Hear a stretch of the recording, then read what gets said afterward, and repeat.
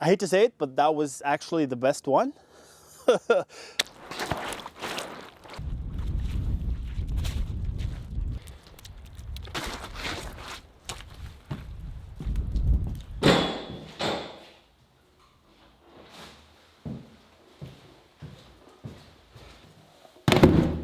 So today I'm turning this lovely meat into sausage.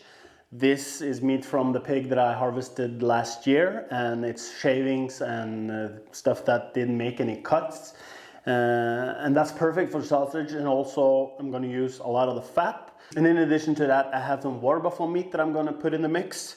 I've borrowed this grinder and I'm going to grind the meat. I'm going to grind it once. The sausage that we're used to eating around here is kind of mushy and it doesn't have that great consistency. It doesn't have that great of a texture. So I'm gonna grind it once with the smaller holes and try and get a meaty sausage instead of just goo. So this is the setup. I'm gonna grind all the pig's meat first and then the water buffalo.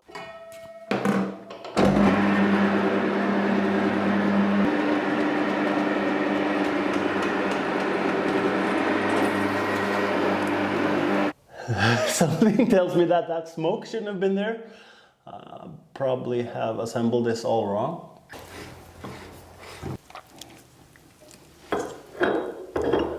Yes, okay, tack, hej. I put the knife in the wrong way, but now we're good to go.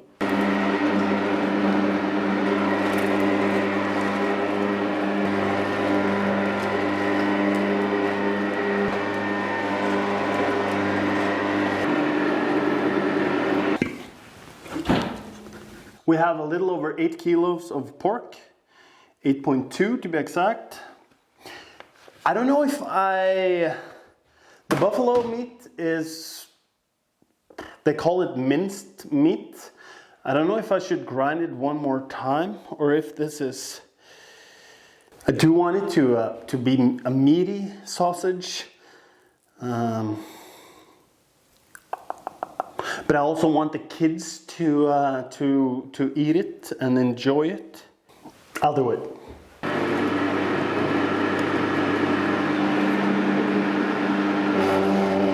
Because we got 9.7 kilos with buffalo.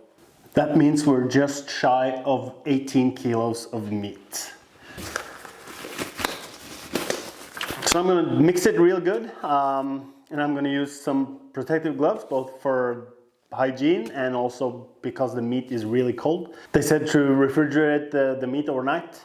It would be easier to grind it then. And I took it up from the freezer yesterday, and it's 7 or 8 degrees in here now. And it's been thawed overnight, but it's still kind of hard and really, really cold.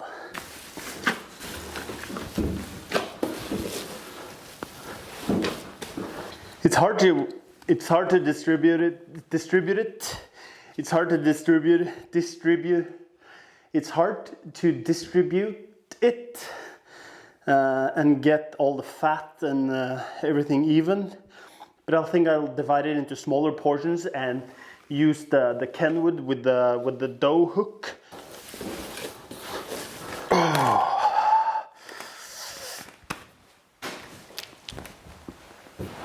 I'll get this thing out of the way. I think it weighs as much as I am. Jeez. Oh. My chiropractor will be very happy with this.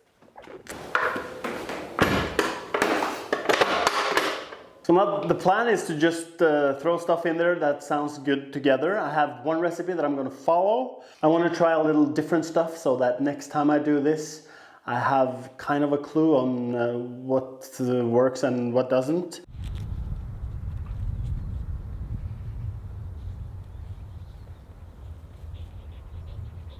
Okay, so that's it. I've tried a little bit of everything. I wasn't sure about liquid, if you want to use liquid or not. So I've tried a little bit of everything. Some with water, some with milk, and some with beer, and some with nothing. One thing is texture when you eat it. The other thing is how easy it is to get it to the tube and into the cover. So I'm gonna see if the amount of liquid or no liquid at all has any impact.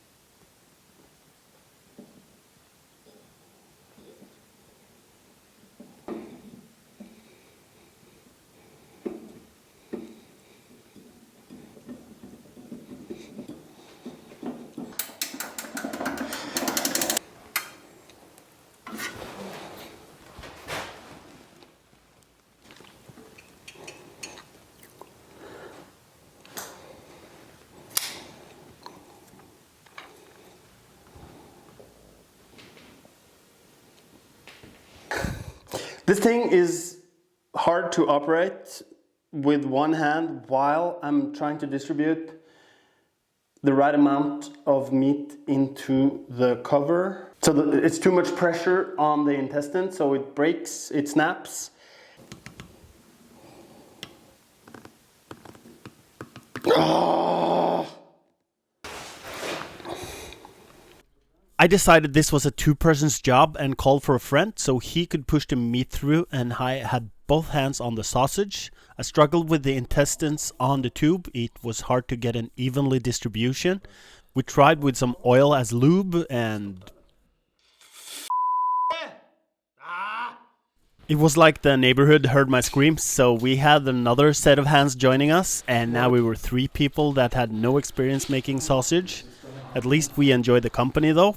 But then something happened and it kind of felt like I think it was supposed to. And that was when we started using the dough that was added some liquid. That was the game changer for sure. Den, kjenn på den her. Det ble pølse. Det her ser jo helt annerledes ut. Stopp. Jævla knottet, ass. We still had some issues with it breaking once in a while, but instead of making a very long sausage and squeeze them into the right size on the table, we did it straight out of the machine. So the right amount of meat, then stop, push a little and spin it a couple of times and then repeat.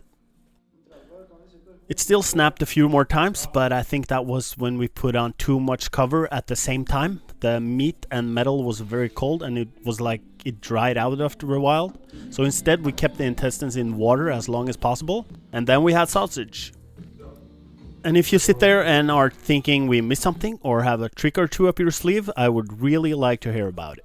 And now it's time to taste it and see if we've made something edible or if we just spent a lot of time preparing dog food. I've marked them with some butcher's string to see which one is which, and I really hope that this last one is not the one that everyone prefers, because if it is, it's a lot of work to be done to get the same result, because it's just a mix of all the other ones combined, all the leftovers, so I'm rooting for one of the others. So we'll start with number 1. That's the one with no liquid. It's edible. It's not nice. It's edible, but it has it just lacks something. It tastes like something that it shouldn't, and I will eat it. I don't think I will give it to my kids, but yeah, on to the next one. And this is the one with chipotle in it. I didn't make a lot of hot spicy sausage because I want the kids to enjoy it as well. But this one is probably the one that's least child friendly.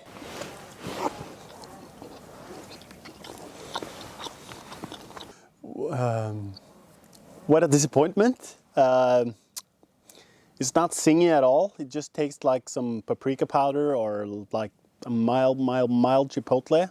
Probably should have used a lot more. Still edible, but no pew pew. Then there's the one with, okay, the chipotle is starting to come to me now. A little zing, but not that much.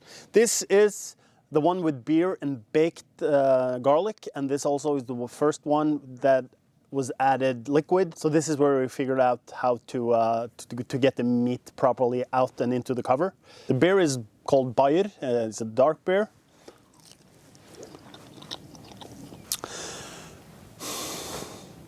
And it tastes like beer, but not in a good way, because it's meat and it only tastes beer. Okay, next one. 1, 2, 3, 4. So this is also just a combination of some spices. I also used 1 liter of milk on, I think it's 3 kilos of meat. So this one was really easy to put through. And now we're talking. This is the first one that resembles something that I've ate before, and it has a nice. Yeah, I like that one. Cool. 1 for 4. Okay, so this next one is actually the only one that I used a recipe that I found online. It tastes very fennelly. In Norwegian, it's fennikel, so it's fennikeli.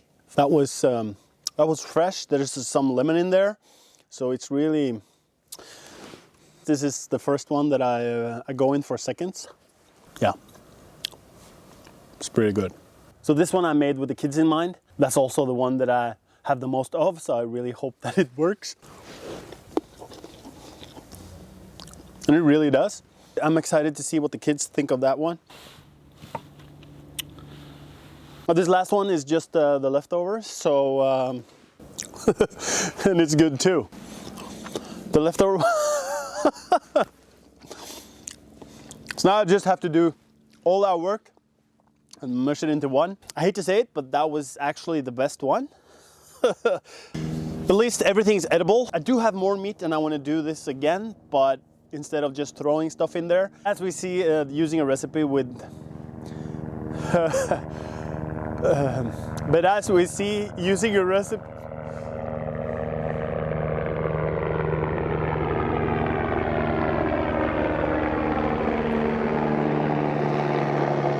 Okay, so there's a lot of room for improvement. I think that my sausage making skills is a little bit more improved than it was yesterday, even though it could be a lot better.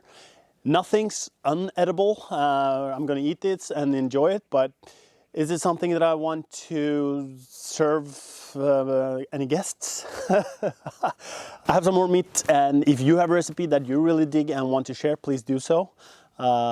Thank you for watching this. See you next time. Toodaloo. Pew, pew, pew.